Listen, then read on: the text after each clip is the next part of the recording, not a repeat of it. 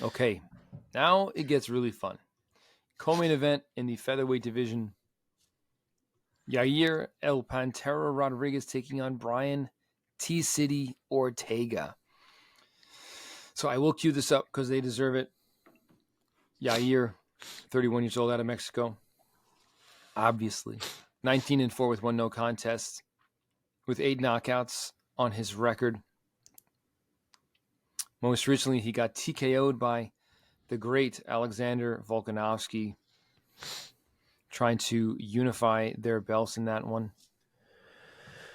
And here we go. Brian T-City Ortega, 32 years old, out of Torrance, California, 15-3 with one no contest, 10 finishes, 7 of those being submissions, obviously. Also looking to right the ship here and get back in the win column after back-to-back losses. The most recent one, I don't really consider it that much of a loss. A TKO injury against Yair Rodriguez back in July of 2022 due to his shoulder popping out in the middle of a scramble of a grappling exchange. I don't see how that can really be a loss for Ortega. It's a freak thing.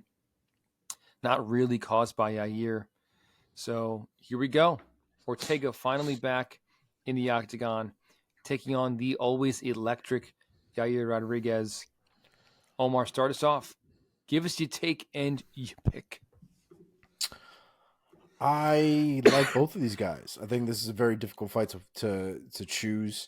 You obviously have two guys who are well rounded, both in each other's respects, right? So Yair Rodriguez, while his bread and butter is his striking, his fluidity, his dexterity in his legs, he's also very good on the ground. He's very good with his submission game. He's very good with his BJJ and being able to move from position to position.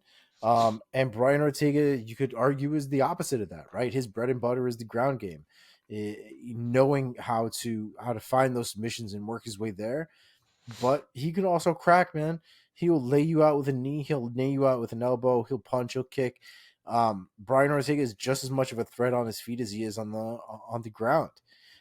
And I think that's what makes this fight so interesting. It's you really have two ninjas trying to figure out who's better than who, at least on that Saturday. So I think it's a difficult fight to really nail down and really put on the line who you think is better. But I did go with Yair Rodriguez here for unanimous decision. I just think he can win 2 out of 3 rounds, especially if he fights the fight smart. But you know, Yair Rodriguez is not known to be perfect, but I think he can get it done. Okay, Mark. Yair is favored. He's minus 175. Ortega's plus 145. Yair is 3 inches taller. He'll have a 2-inch reach. Yeah, man, freaking Brian Ortega hasn't fought in 19 months, over a year and a half on the sidelines. So it's a long time. It's a big factor for me in this fight. He's coming off multiple surgeries and what were apparently some real dark times where he wasn't sure whether it was even worth it to continue trying to get back. Where he was wondering if he should even try to be a fighter going forward. Now, I love Brian Ortega. I picked Brian Ortega the first time these two fought back in 2022.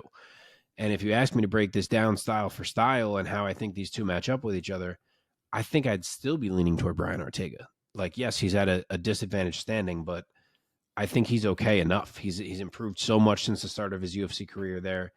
He takes really nice angles. He makes guys miss. He walks them into counters. And, of course, we know he can absorb damage with the best of them. We've seen him take some ungodly beatings in there.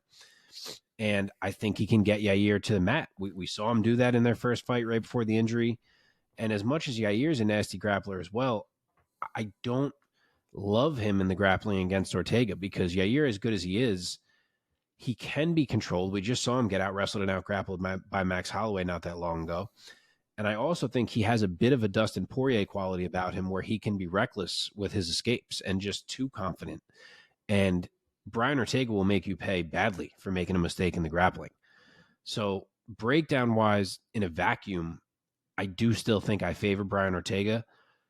The problem is I can't pick a guy who hasn't fought in 19 months and whose body was failing so badly that he almost decided there was no point in doing this anymore. So I would love to be wrong. I've always been a fan of Ortega. I love Yair too, but I'm going to have to go with Yair in this fight. Ring rust is a real thing, and I just think there's so many factors contributing to it on that side for Brian Ortega. And it's at elevation, which is just another fucking kick in the dick for returning to actively fighting.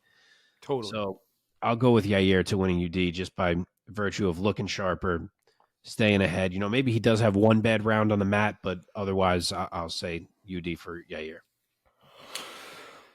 Dude, you make all great points. The layoff is too much. Just too much. And to come back against a guy who throws as much firepower as Yair, I think it's just too tall of an order for Ortega. I have a little bit of pause in that because Ortega, he is just like a winner, man. Ortega, he has such a solid record when you look at it and you're like, damn, this guy wins a lot. His only 3 losses happened in the past, few years. His past 4 fights are his only 3 losses of his whole career. So I'm sure he very much wants to get back to his winning ways, but Yair, I think, is going to be throwing too much firepower at him. Across 3 rounds, I'm going to go Yair 29-28 or 30-27 Yair by UD.